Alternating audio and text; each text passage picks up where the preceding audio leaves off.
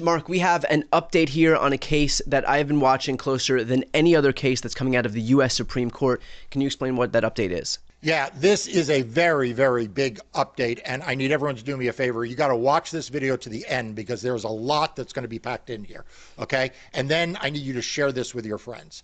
The U.S. Supreme Court has scheduled for oral argument on October 15th. This is like the first 2 weeks that they are back. The rehearing in the Louisiana redistricting case. This is an enormous deal. It looks like the U.S. Supreme Court may be trying to not only undermine the Voting Rights Act, potentially going so far as to overturn Section 2 of the Voting Rights Act, but they are trying to do it on an expedited schedule, presumably because they know the 2026 midterms stand in front of all of us. Okay, so can you give a brief update here in terms of why this case in particular is so important? We've spoken about this in other videos, but look, we have spoken about Supreme Court cases, we've spoken about appeals court cases, district court cases. This one is hands down the most important case that we've focused on over the last few years. That's absolutely right, which again is why I need people to watch this video all the way to the end and get all of this information, and also why it's important that you share this information with your friends. This Supreme Court case has the potential to undo Section 2 of the Voting Rights Act. We all know about Shelby County. We all know that the Supreme Court in 2013 undid and gutted Section 5 of the Voting Rights Act. That provision said that if you were in a jurisdiction in a state with a history of discriminating against minority voters, before you could change your voting rules, you had to get pre-clearance from the Department of Justice or a court in Washington, D.C. The thing that is oftentimes not as focused on is the remaining key provision of the Voting Rights Act, Section 2. What does that do? That applies nationwide. And it says that if you engage in voting discrimination against minority voters, those laws, those actions can be undone. And it has become the central tool that is used to prevent Republican gerrymandering, to screw over and discriminate against minority voters. If this goes away, then states like Alabama, Louisiana, Florida, Georgia, Texas, they will be able to enact new maps that just run roughshod over minority voters in ways that are unimaginable to us today. So everybody needs to be paying attention to this case. Everybody needs to be following it on Democracy Doc at the website I created, and everybody needs to be watching these videos and really educating themselves and their friends. So this case is going to be heard on October 15th. Does that offer any insight? Can you read anything from the tea leaves here in terms of what that means for the Supreme Court? Is that early? Is that late? Is that completely normal and doesn't give any insight at all into how the Supreme Court might look at this? Look, it doesn't tell us what the outcome will be, and no one can go all like the courts don't matter and it's all rigged business on me, okay? Like, we got to fight till the bitter end. We got to expect the Supreme Court's going to do the right thing. We've got to have trust in the lawyers who are arguing this case. My law firm has been involved in representing one of the groups of black voters who brought the original case in Louisiana. So no giving up on me here, right? Okay, so everyone's got to stick with us. But what it means is that the Supreme Court term, which doesn't begin until the beginning of October, this case has been put at the very beginning. Like, this case could have been scheduled in October, could have been scheduled in November, December, or even January. The Supreme Court is having this be one of the very first cases that it hears this term.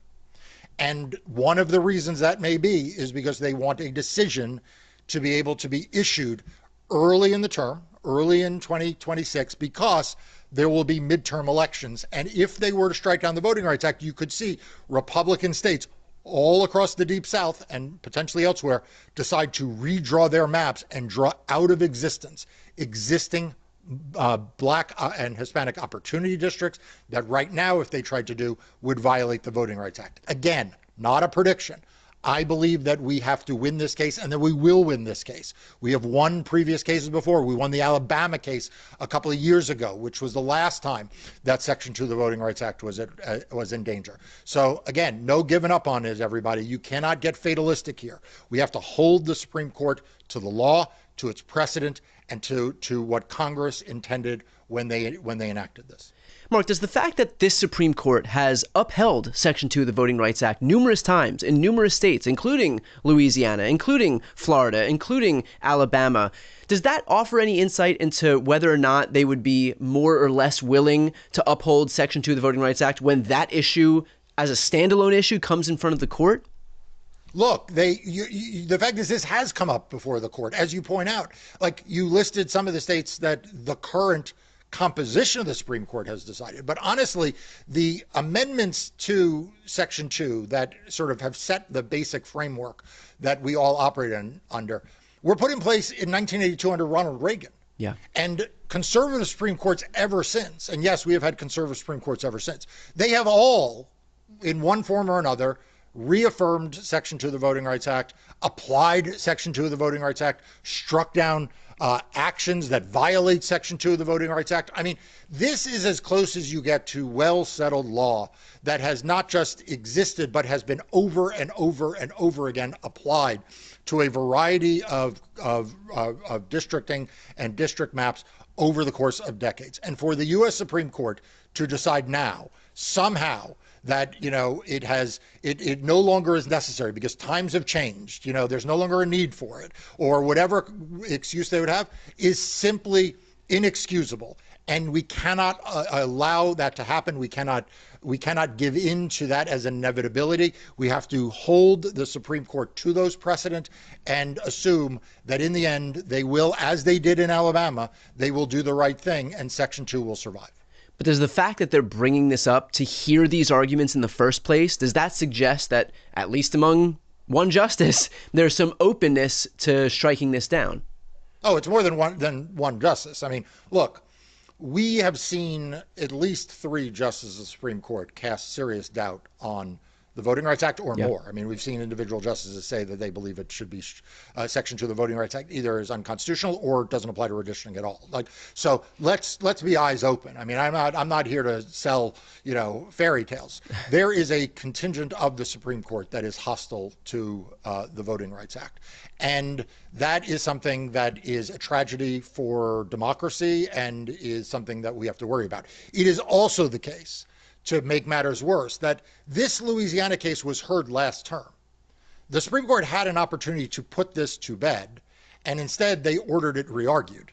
And they ordered it re-argued on a question that looks an awful lot like what you would do if you were a court looking to strike down the Voting Rights Act, right? Yeah.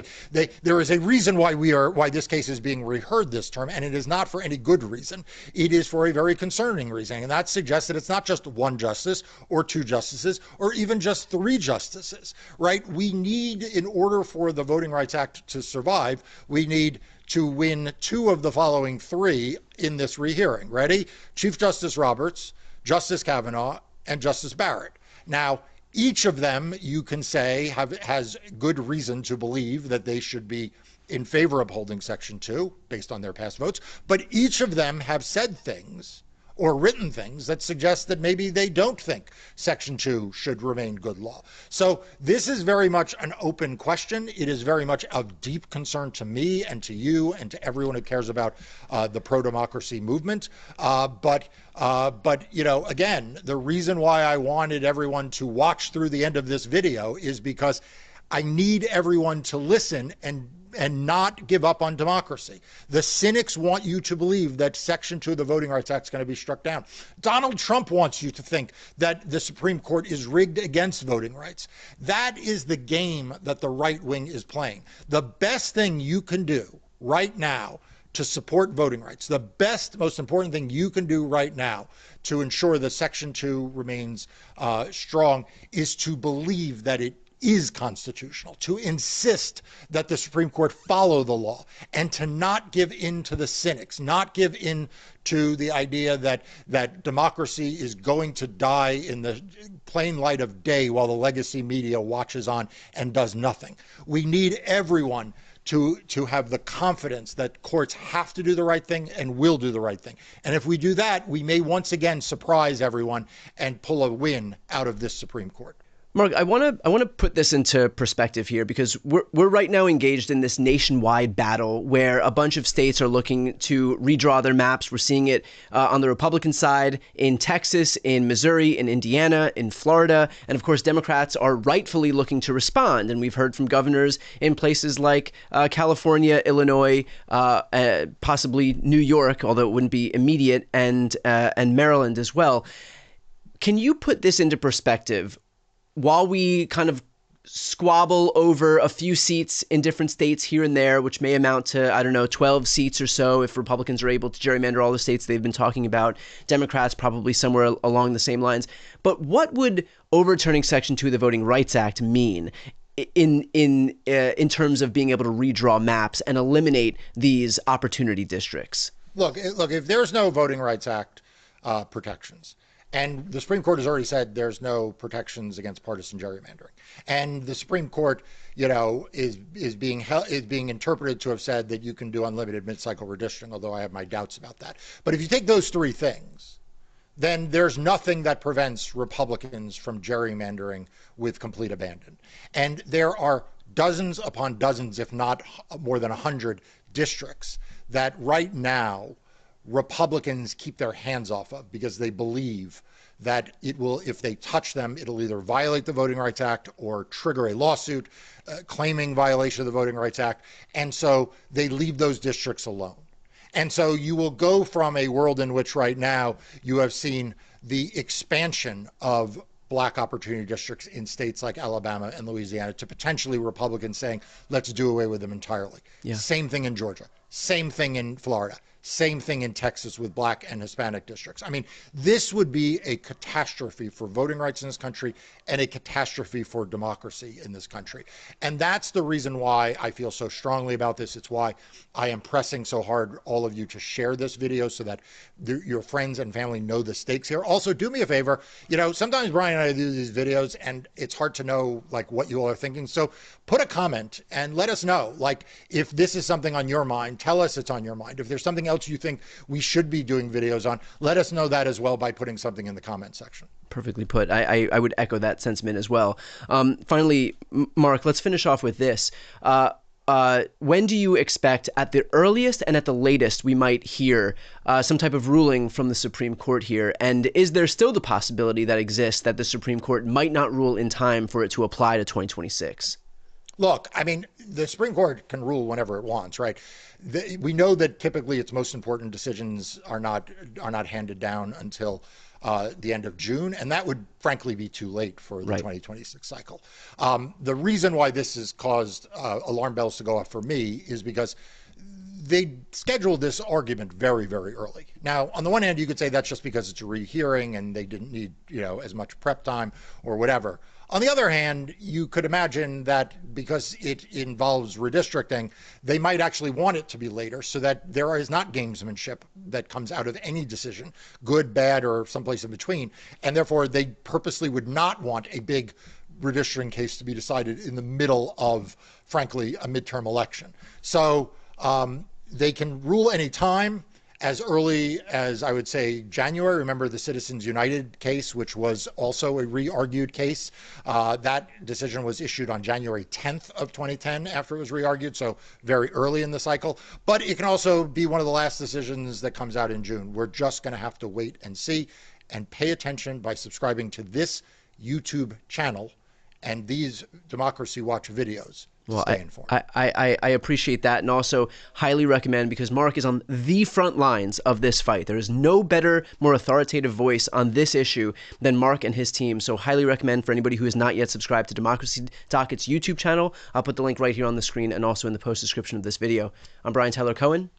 I'm Marc Elias. This is Democracy Watch.